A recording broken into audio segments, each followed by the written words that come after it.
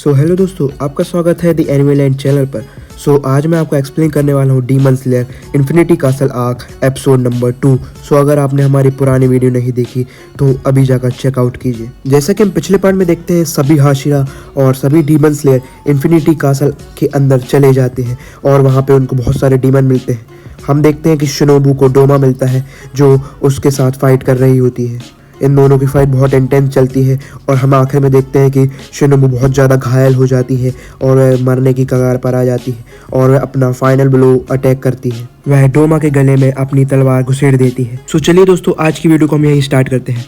हम एपिसोड की स्टार्टिंग में देखते हैं कि शिनोबू की बैक स्टोरी को, जो अपनी बहन के साथ बहुत खुश होती है और उसका पूरा परिवार होता है। वह सोचती है कि यह खुशी हमेशा रहेंगी, लेकिन एक दिन डीमन उन पर अटैक कर देते हैं और उनकी फैमिली सब खत्म हो जाती है, उसकी बहन छोड़कर और वह छोड़कर।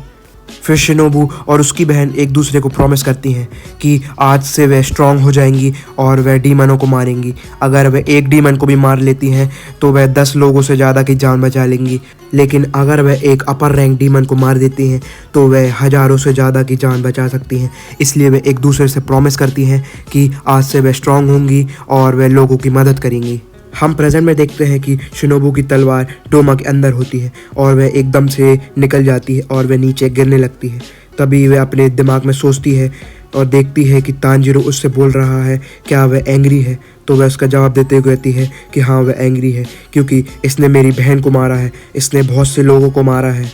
हम देखते हैं कि डोमा ठीक हो जाता है, उस पर पॉइजन का कोई असर नहीं होता। उसके बाद देखता है कि वह शिनोबू गिर रही है तो वह अपने ब्लड डीमन का आर्ट इस्तेमाल करके उसको ऊपर खींच लेता है और गले लगा लेता है और वह रोने लगता है और कहता है कि उसने सोचा नहीं था कि तुम्हारे जैसी कमज़ोर लड़की उससे इतना ज़्यादा आगे तक ले जाएगी, और उसे लगा नहीं था शिनोबू जैसी इतनी कमज़ोर उसे इतना ज़्यादा डैमेज दे पाएगी, और वह अभी तक जिंदा है, वह अपनी सिस्टर से ज़्यादा ताकतवर है। डोमा शिनोबू से कहता है कि अब वह उसके वर्दी है खाने के लिए, वह अब उसे खाने वाला है, और इसलिए वह उससे पूछता है कि उसकी कोई आखिरी इच्छा है जो उसे बोलनी हो।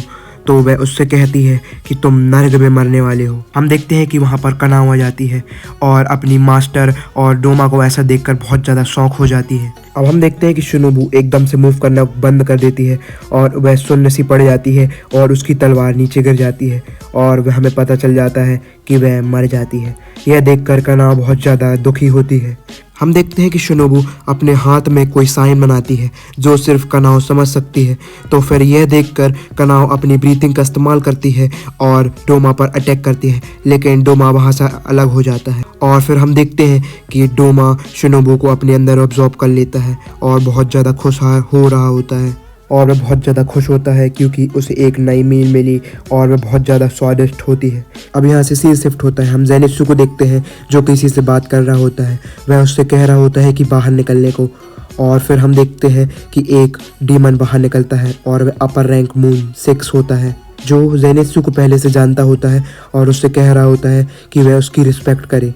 तभी हम देखते हैं ज़ेनित्सु रिप्लाई में कहता है कि वह अब सीनियर नहीं है क्योंकि वह अब एक डीमन बन चुका है। अब यहाँ से सीन शिफ्ट होता है। हम तांजीरो और ग्यू को देखते हैं जो बहुत तेज़ी से भाग रहे होते हैं क्योंकि वह मोजान के पास जा रहे होते हैं। उन्हें लग रहा होता है कि लेडी तमाओ कब तक उसे रोक पाएगी। फिर हम देखते हैं कि एक क्रो आता है जो सबको इन्फॉर्मेशन देता है कि शिनोबू मर चुकी है, और यह सुनकर दोनों बहुत ज़्यादा शॉक हो जाते हैं और तांजीरो तो रोने भी लगता है। और वह क्रो इन्फॉर्मेशन देता है कि शिनोबू की डेथ अपर रैंक 2 डीमन के साथ एनकाउंटर में हो गई है। और फिर हम देखते हैं कि उस क्रो को कंट्रोल कर रहा होता है उबुयुशी का सन और उसकी 2 डॉटर्स। हमें पता चलता है कि उबुयुशी का लड़का 8 साल का है जो अभी से कैप्टन बन चुका है और वह सब कंट्रोल कर रहा होता है। उसकी ये एबिलिटी थी कि वह सबको फास्ट इन्फॉर्मेशन पहुंचा सकता है और वह सबको बताता है कि मुजान अभी अपनी जगह पे है और वह अभी वहां से मूव नहीं किया है, और 2 लोग हैं जो अपर रैंक के साथ फेस कर रहे हैं। पहली तो अपनी कनाओ होती है और दूसरा होता है ज़ेनित्सु जो अपर रैंक 6 के साथ लड़ाई करने वाला है। अब यहाँ से सीन शिफ्ट होता है। हम ज़ेनित्सु और अपर रैंक 6 को देखते हैं। अपर रैंक 6 ज़ेनित्सु से बोलता है कि तुम जैसे थे वैसे ही हो, तुम वीक थे और वीक ही रहे, और मैं देखो डीमन बन गया। तो रिप्लाई में ज़ेनित्सु बोलता है कि तुम डीमन क्यों बने, और बहुत ज़्यादा गुस्सा होकर बोलता है कि अगर तुम डीमन नहीं बने होते तो अभी ग्रैंडपा जिंदा होते। क्योंकि तुम डीमन बन गए, इसलिए उन्होंने अपनी जान खुद ले ली। हम देखते हैं कि इसके बाद ज़ेनित्सु बहुत ज़्यादा रोने लगता है और सोचने लगता है कि उनकी ज़िंदगी ख़राब हो गई सिर्फ इस डीमन की वजह से। फिर हम देखते हैं कि इसके रिप्लाई में अपर रैंक डीमन 6 बोलता है कि इसमें उसकी कोई प्रॉब्लम नहीं है, वह उनकी खुद की प्रॉब्लम है। और वह आगे बोलता है कि मैं उसी की इज्जत करूंगा जो मुझे वापस इज्जत देगा। मैं उनके पास हमेशा रहता था, उनके लिए जो भी करता था सब कुछ करता था, लेकिन वह मेरी कभी इज्जत नहीं करते थे, इसलिए मैंने उनको छोड़ दिया और अच्छा ही हुआ कि वह मर गया।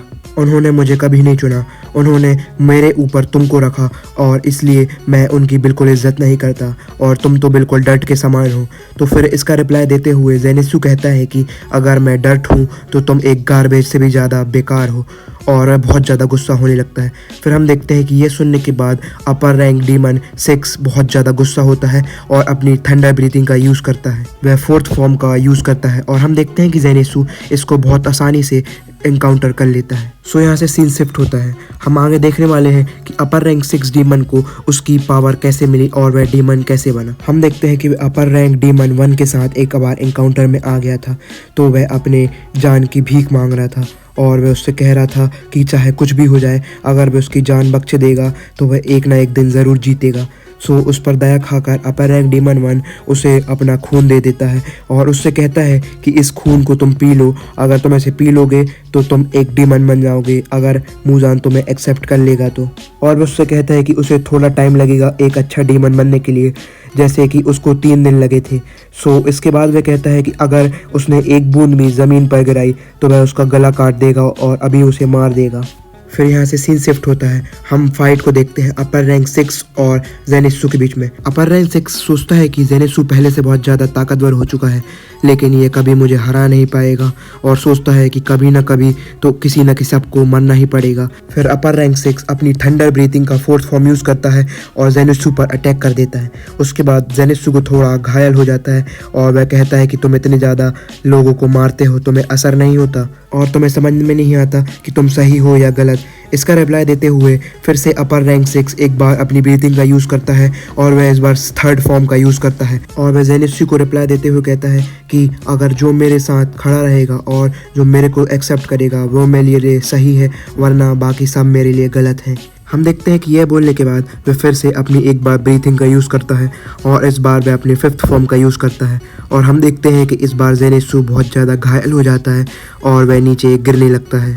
हम देखते हैं कि ज़ेनित्सु जब गिर रहा होता है उसे कुछ पुरानी यादें आने लगती हैं। उसे जब की बात याद आती है जब उसके ग्रैंडपा उससे बोला करते थे कि जाकर कायगाकू से सीखो, और हमें पता चलता है कि ज़ेनित्सु सिर्फ एक ही ब्रीथिंग का इस्तेमाल कर सकता था और वह 1st फॉर्म, इसी की वजह से बाकी सब लोग उसका बहुत ज़्यादा मजाक उड़ाते थे और कायगाकू भी उससे बहुत ज़्यादा चिढ़ता था और उसके हमेशा अपने पीछे रखता था। और रिटर्न में ज़ेनित्सु भी कायगाकू से बहुत ज़्यादा चिढ़ता था, लेकिन वह उसकी रिस्पेक्ट करता था क्योंकि वह बहुत ज़्यादा हार्ड वर्किंग था और ग्रैंडपा उसे बहुत ज़्यादा पसंद करते थे जितना कि ज़ेनित्सु को वह पसंद करते थे।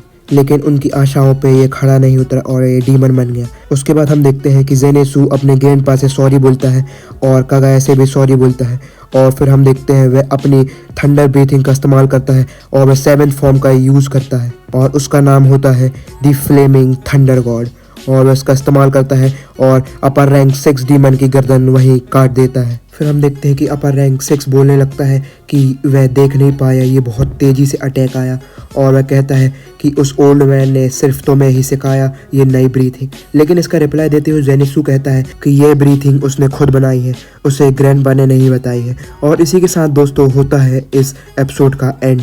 सो दोस्तों, अगर ज़ेनित्सु और अपर रैंक 6 डीमन की फाइट आपको अच्छी लगी हो तो प्लीज़ वीडियो में कमेंट कीजिए और मुझे तो ये पर्सनली बहुत ज़्यादा पसंद आई है। सो दोस्तों, जल्दी से वीडियो को लाइक कीजिए और चैनल को सब्सक्राइब कर लीजिए। अगले पार्ट में हम देखने वाले हैं अपर रैंक 1 की फाइट।